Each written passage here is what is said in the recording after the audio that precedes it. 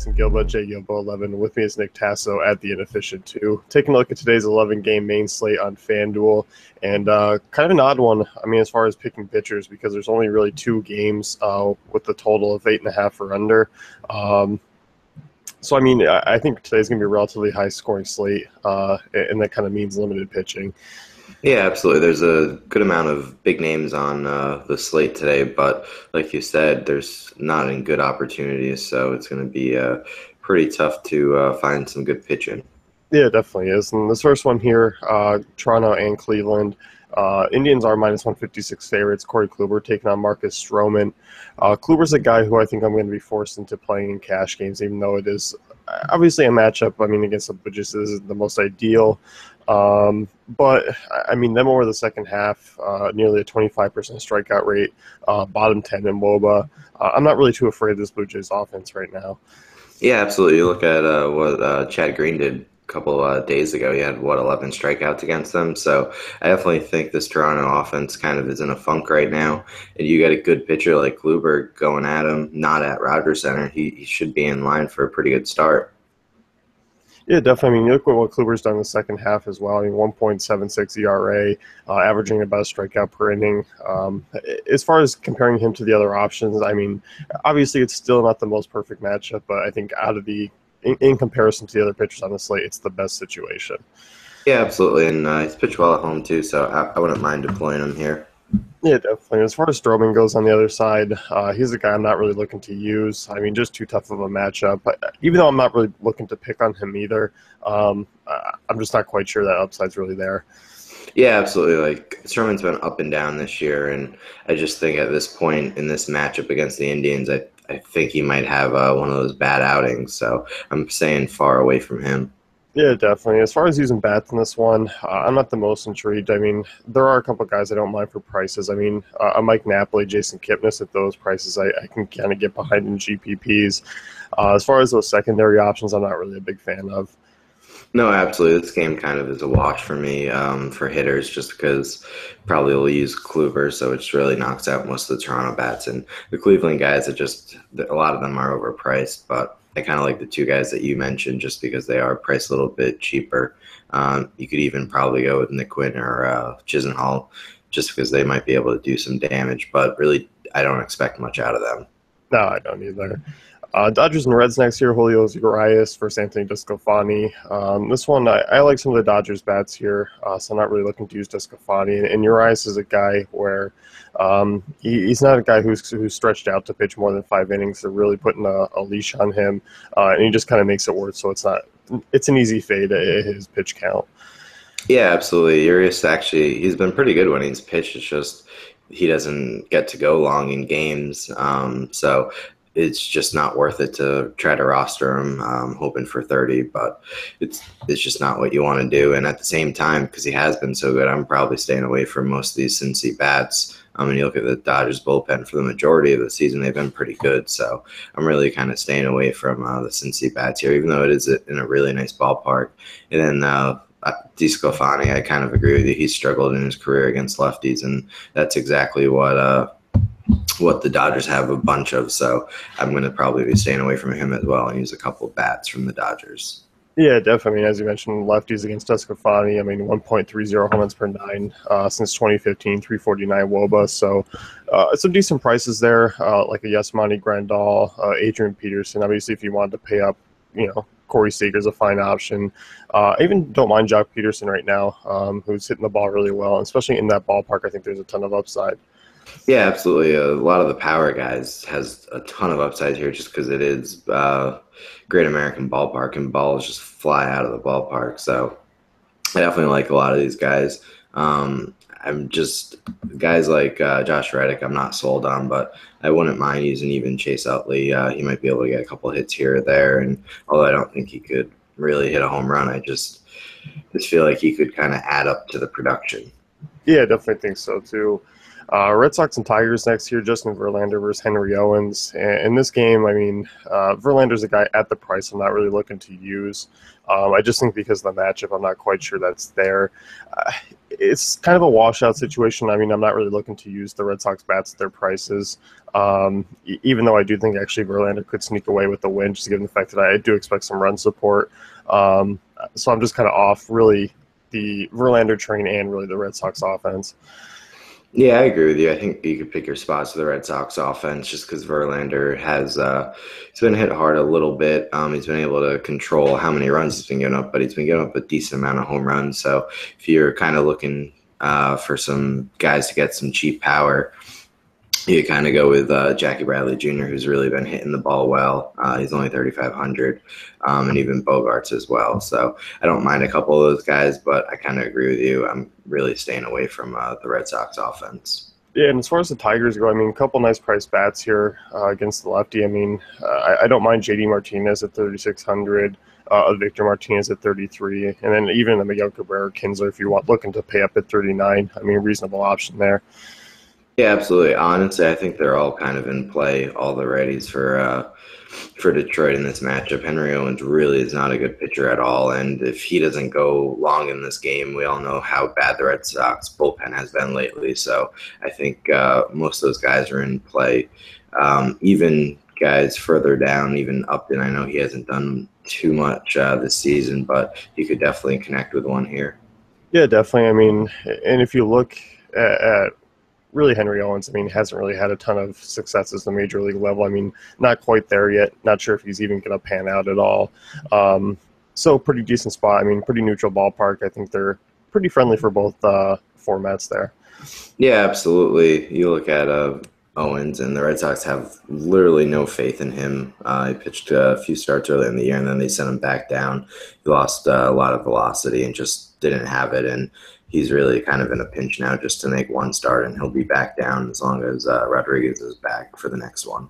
Yep, definitely. Rangers and Rays next year. Martin Perez versus Drew Smiley, two lefties on the hill. So it is going to put a couple of lefty mashing names in play. I'm not really a big fan of either of these arms, even though the same as far as the offenses go are kind of middle of the road against lefties. It's not certainly the one I'm most intrigued with. I'm just kind of staying away from the arms.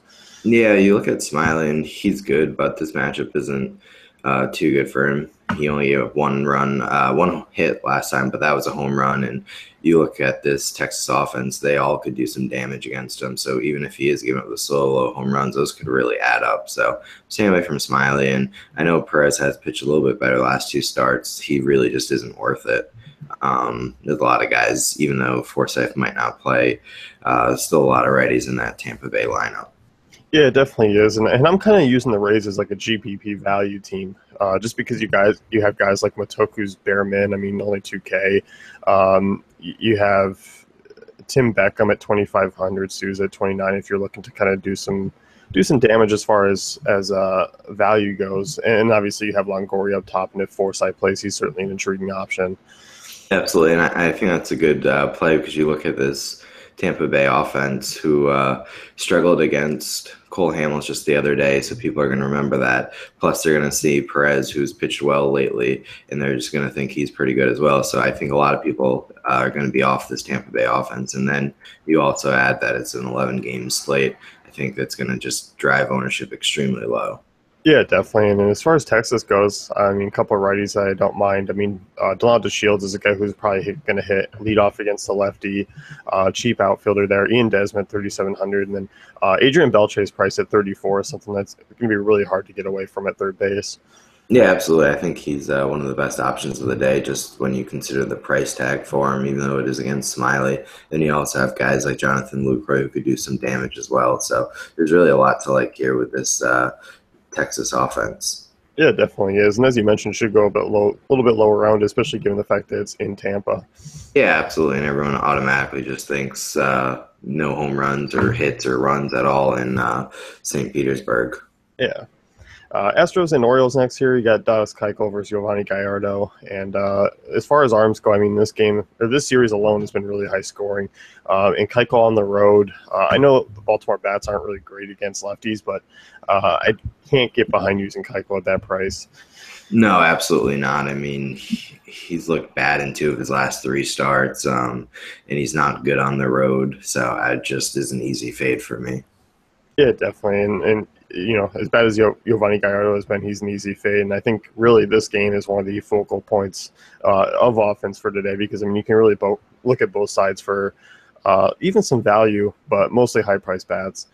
Yeah, absolutely. There's a lot to like on both sides of the diamond here. Some guys are pretty cheap, like Bregman, but you got to really just pick your spots because a lot of the guys are high priced. Yeah, definitely. I think if there's one bat on the Houston side that I'm rolling with right now, it's probably George Springer. I mean, he's red hot. Gallardo's a guy who struggles against both sides of the plate. And 3,800, I mean, obviously still pricey, but still cheaper than Altuve, a little bit more expensive than Correa, but Correa's been kind of boom or bust this season. Springer's been the most consistent option over the last week or so. Yeah, absolutely. He's been phenomenal. And like you said, even though he's a little bit high, I definitely think he's worth it going up against Gallardo, who he's really a shell of his old self right now. Yeah, definitely. Even an Evan Gattis at 3-1 there, certainly intriguing price. Yeah, absolutely. I don't mind him. Righty isn't the ideal for Gaddis, but he seemed to do a little bit better lately. So I can definitely see using him there as well. And I actually like Bregman a lot in this matchup. He's only 3,100. Yeah, I definitely do too. I mean, hitting second, he's starting to really get going. And on the Orioles side, I mean, obviously, I mean, picking on Keuchel is still not the most ideal thing. I'm probably going to limit myself in cash games, but I think GPPs, obviously, kind of the big name right-handers are still certainly in play. Your Jones, Machado, Trumbo, even a Steve Pearce there at 2,900 is a decent price tag for what he does against left-handers. Yeah, absolutely. I'm probably staying away from cash, but GPPs, I definitely like Pierce and even the big guys and even Jonathan Scoop. Yeah, certainly. I mean, he's a pretty value second baseman there, just at 3,100. Yeah, absolutely. And you don't really need much to pay off that price. No, definitely don't. Cardinals and Phillies next year. Mike Leake versus Vince Velasquez, and I feel like Mike Leake's a guy who's probably going to be looked at. He's a guy I can't get behind. He just doesn't miss as many bats, and his Phillies offense has actually been kind of hard to pick on of late. You look at guys like Ryan Howard, who's heating up, and really that front of that lineup. I mean, Herrera, Hernandez, Alter have all been hitting the ball pretty well. Franco as well. And as far as Velasquez goes, I can't, pick on this Cardinals offense. So as far as pitching goes, I'm kind of staying away here. Yeah, absolutely. I agree with you. There's just a lot to like on both sides of this these offenses in this ballpark. So I definitely am staying away from both Velasquez and Leak. Yeah, and as far as the Phillies go, I mean, the prices here, comparison to DraftKings, I mean, DraftKings are all 4,500, 4,800 or higher. Definitely much more reasonable here to use Phillies. I like Odubel Herrera's price at 2,700. Even Ryan Howard and GPPs I'm going to get behind. He's actually been playing really well, and the home runs have been there at 5 in his last 10 games. And against Leak, who really does struggle with lefties, I think he's going to have a tough time here. Yeah, absolutely. I agree with you there. Obviously, Franco, too. He's only 2,900 as well. So I like him as well. Also, you can go with Cesar Hernandez, too. So there's really a lot to like. I think it's one of those things you have to wait and see who's in the lineup and then kind of plug them in. Yeah, definitely. And on the Cardinals side, I mean, if you wanted to punt second base, obviously Greg Garcia is 2,200, but I like paying up for the Cardinals bats as far as Matt Carpenter and Brandon Moss go. I think there's certainly intriguing options. Piscotty, a little more risky, I think, with the righty-on-righty matchup. Velasquez is really his weakness has been against lefties this year. Yeah, absolutely. And I know Hazelbaker led off yesterday, and he hasn't really done much since early on in the year. But I definitely don't mind him 2,400 if he's leading off again. Yeah, certainly agree. And as far as the bottom half of the lineup goes, I'm not really looking to use. I think on 11-game slate, there's kind of other options that are in better spots. Yeah, absolutely. I agree with you there. Nationals and Braves next year, Gio Gonzalez versus Joel De La Cruz. And as far as Gio Gonzalez goes, intriguing GPP option just because he is cheap, 8,100. Against the Braves offense, obviously, we kind of know the drill by now with lefties. They rank dead last in WOBA, 20% strikeout rate. Gonzalez, I mean, kind of been flying under the radar a little bit in the second half. I mean, in terms of DFS production, hasn't been great, but it's not like he's been getting shelled either. Under 3 ERA, in Turner Field, I don't mind him here as a big favorite. Yeah, absolutely. I mean, it's not an ideal situation, but when you look at Gio Gonzalez, lefty, going against this Braves team, like you just said, has been atrocious against lefties, mainly because all of their better hitters are left-handed, so it makes sense. I definitely think Gio's in a good spot here. Yeah, I definitely think so too. And as far as Braves bats go, I mean, Matt Kemp would probably be the only one I could consider using in GPP at that price. I mean, solid numbers against lefties, but hasn't really done anything since coming to Atlanta. It's obviously kind of a high risk, high reward. Yeah, absolutely. Kemp's kind of an afterthought, to be honest. Now that he's in Atlanta, he doesn't do too much, and with his surrounding cast, there's really not a lot to like here. But like you said early on in the season, and even last year or so, he really crushed left-handed pitching. So I wouldn't mind deploying him here. He's only 3,200. Yeah, definitely. And as far as Washington goes, I mean, I think they're actually kind of a sneaky stack because one, they are expensive, and you're gonna have to kind of pay down to get them in. But against De La Cruz, I mean, there is some blow up potential there, and he does struggle against both sides of the plate. So I really am okay with 1 through 5 there. I mean, Turner, Worth, Murphy, Harper, Ramos. I'm certainly okay with all those names. Yeah, absolutely. The issue is just how you're going to pay for them all. So it might be a struggle, but I definitely like all those guys and even Rendon as well. So they're all pretty pricey. That's the only issue. Yeah, it is. I mean, when you got Murphy and Harper sitting there in the middle and they're combined 8,100, and obviously Trey Turner 4K, it does get expensive when they add up there. Yeah, absolutely. And I kind of like Trey Turner over those two guys, which is kind of stupid, but I just think he's really hit righties well this year, and he's leading off, and he's just been really good ever since they put him into that leadoff role. No, I'm definitely in agreement. I mean, if I'm grabbing anyone over 4K in that game, it's going to be Turner. As you mentioned, just been super consistent at the leadoff spot, and just, I mean, a good combination of speed and power. Because for one, he gets on, has that stolen base upside, and also we've seen the power numbers. I mean, ISO over 200 against righties this year. Yeah, absolutely. And I wouldn't mind Murphy too. If I had a choice, was put these guys in order, I'd have to go Turner, Murphy, then Harper, even though Harper is the bigger name. Yep, no, I definitely agree with you. Marlins and Pirates next year, Jose Urena versus Ryan Vogelsong. As far as this game goes, I've kind of been off of it for most of the series, but given the fact that these right-handed arms are actually pretty weak, I actually think you can kind of get some sneaky low ownership in this one. Yeah, absolutely. I agree with you there. I personally can't believe that Vogelsong's price is 7,000, but it is what it is. But yeah, you look at the rest of this offense that they're going up against, and there's a lot of guys you can kind of just throw in there and be pretty happy with their production, especially like D. Gordon. He's only 3,400, so he's probably one of my top plays.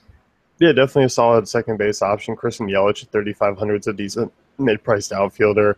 I even don't mind a Marcell Ozuna at 3,600, who has been kind of picking up the slack since Stanton's gone down. Outside of that, though, I don't feel like I need to kind of dive down into the rest of that lineup. No, you don't want to play Ichiro Suzuki?